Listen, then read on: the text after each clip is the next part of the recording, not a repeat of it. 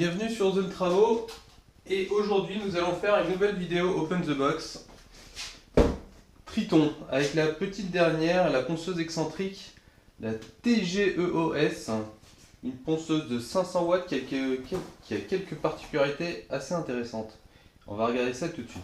Allez, c'est parti. Premier constat, on est sur une mallette. Non pas une mallette, mais une petite sacoche, pardon, pour le rangement.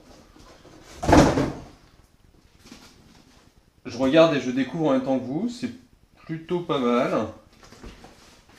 On voit des rangements un peu partout, à droite, à gauche, derrière. Ah, on a aussi une bandoulière pour le transport. Encore des rangements sur les côtés. Allez, c'est parti, on va ouvrir tout ça et on va voir la machine en vrai. Alors, c'est une ponceuse excentrique de 500 watts. Je disais qu'il y a une particularité, c'est qu'elle a deux modes de vibration et c'est ce qu'on va voir aujourd'hui. Toujours cette petite couleur orange de chez Triton, bien distinctif. Là, on sait qu'on est sur du Triton, il n'y a aucun doute. Alors, donc dans la mallette, on a la ponceuse, une ponceuse filaire. Nous avons aussi le manuel d'utilisation, qu'on va regarder très rapidement, et quelques disques à poncer, donc des disques de 240, 220 et de 60. Hop, on va regarder ça après en détail. Bon, sympa cette petite pochette. Allez, comme d'habitude avec Triton, on va commencer par prendre un petit tournevis, puisque la prise 220 est une prise UK dans un premier temps. Et on va juste la transformer en prise européenne, histoire de pouvoir quand même brancher la bête.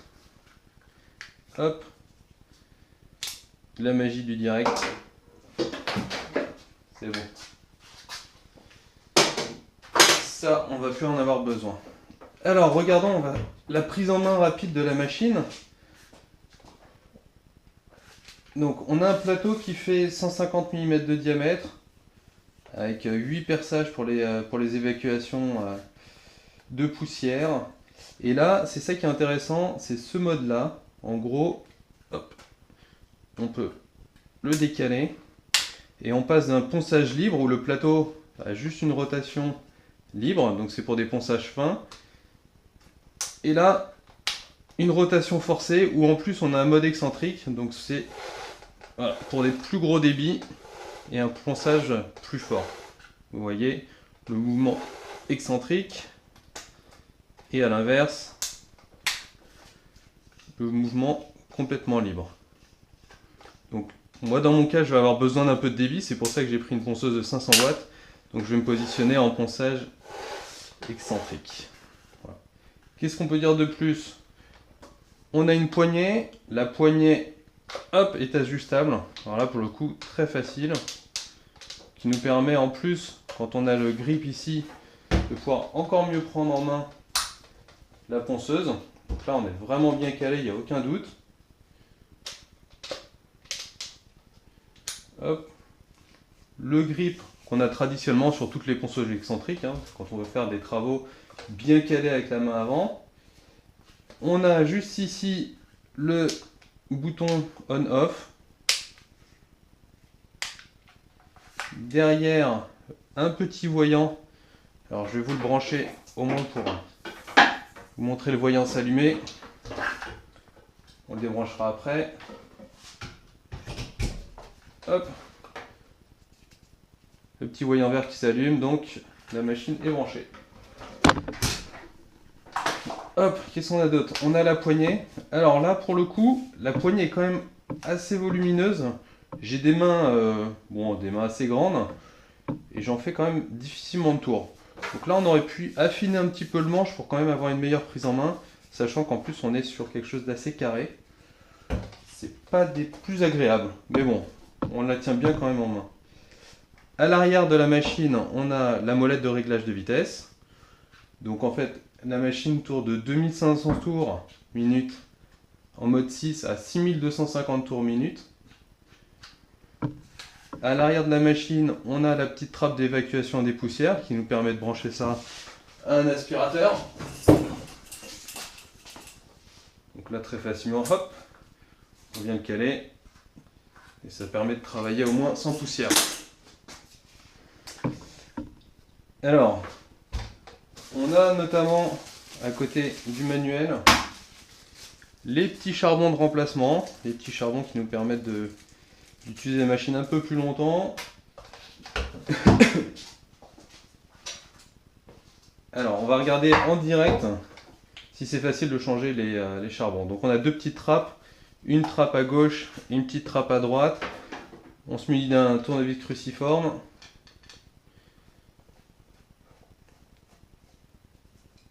Hop.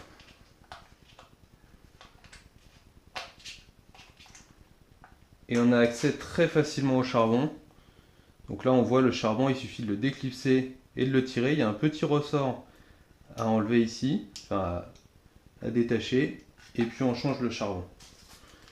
Donc on fait ça deux fois, une fois à droite, une fois à gauche, et c'est très facile. Bon, normalement on ne les change pas tous les jours non plus, donc c'est vraiment après une forte utilisation qu'on a besoin de les changer. Je dirais franchement au moins 1 an ou 2 d'utilisation avant d'avoir à les changer. Mais globalement ils sont très faciles à changer, donc on a celui de gauche et celui de droite. Derrière, on a aussi une petite vis ici, qui est une vis qui permet de retirer hop, la trappe d'évacuation des poussières. Donc là, de la même manière, ça. Hop. Donc niveau entretien, en plus, ça permet de mettre un petit coup de soufflette si besoin. Et on va la remettre parce que on va s'en servir après. Allez.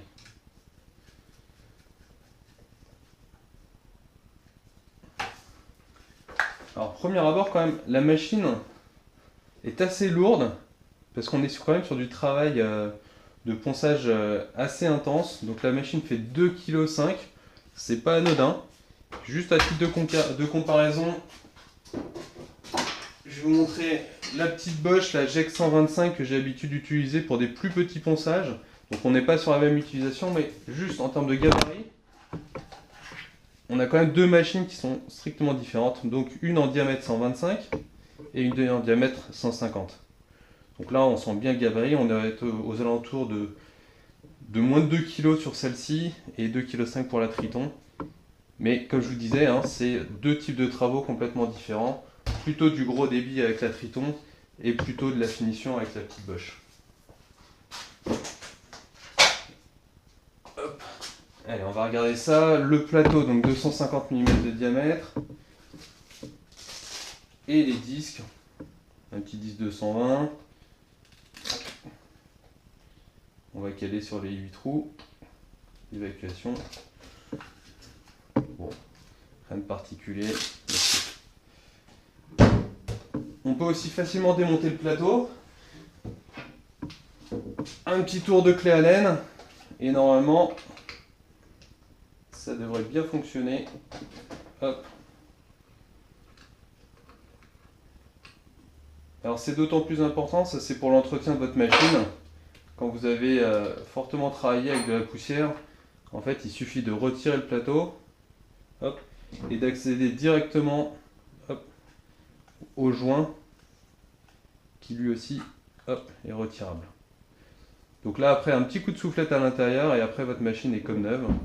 Donc là il y a un petit faux plat sur le joint qui nous permet de bien le positionner et de le remettre correctement. Donc là niveau entretien on est quand même sur quelque chose qui est très simple. Hop, on va recaler. C'est toujours quand on veut le faire que ça se recale pas bien.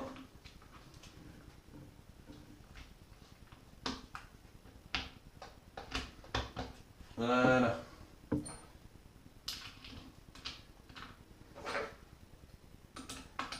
Un petit tour de clé.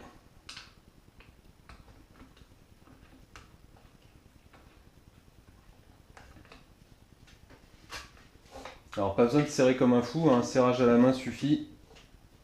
Hop, et on est bon. Voilà cette petite machine, je vous propose de l'utiliser rapidement. Alors juste sur un petit exemple, hein, le but c'est de pas faire un test complet mais plutôt un open the box dans cette vidéo. Mais on va regarder un petit peu comment elle débite cette machine. Alors pour ça, on va aller s'équiper. Hop, hop. Donc mon projet c'est un projet de nouvelle palissade pour la maison. Donc c'est exactement ces planches là que je vais devoir poncer. Je vais la caler pour un peu plus de sécurité.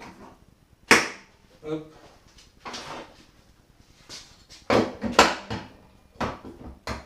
Hop, là ça ne devrait pas bouger. Je vais mettre des petits gants pour la sécurité.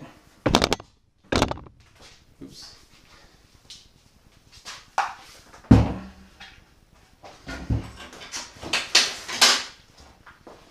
Et un disque gros grain. Hop. Pour faire un ponçage assez gros. Hop, ça y est, j'ai branché la machine, je mets mes gants. Donc là, préparez juste vos enceintes pour réduire un petit peu le son.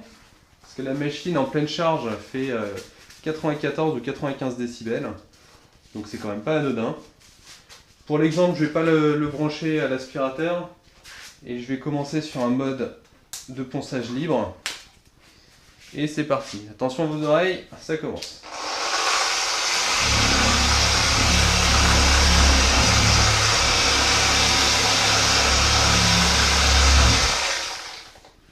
Alors là j'étais sur la plus petite vitesse, vitesse 1, donc vous voyez le son n'est pas très fort. On va augmenter un petit peu plus, on va se mettre en vitesse 5, donc aux alentours de 5500 tours minute. Et on va aller regarder ça.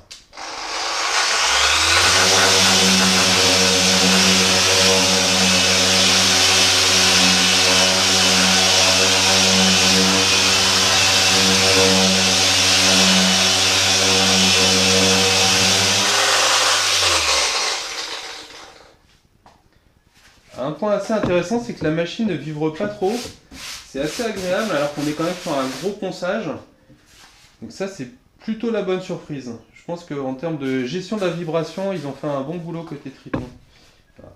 Donc là on était en mode plutôt libre, on va se mettre en mode cette fois-ci oscillant. Hop. Surtout ça ne se touche pas quand c'est en marche, hein. C'est vraiment quand la machine est à l'arrêt. Et on va voir ce que ça donne. Toujours à la même vitesse.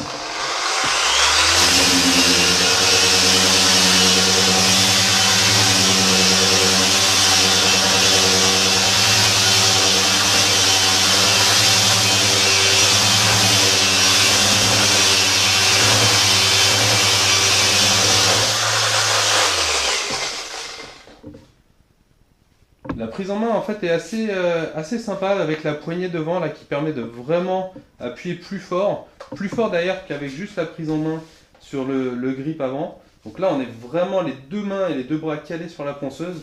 Du coup le rendement est très intéressant. Et là j'avoue, je vais avoir à peu près une centaine de planches à poncer. Je pense que cette machine va vraiment bien m'aider parce qu'on est quand même sur du gros travaux assez lourd. Voilà. Donc bon, c'était un test très rapide, c'était plutôt voilà, une présentation de la machine.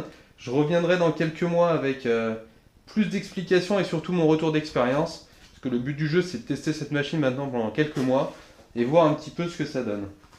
J'espère que cette petite présentation vous a plu. Et puis on se retrouve très rapidement sur Zone Travaux. Et à bientôt, bon week-end!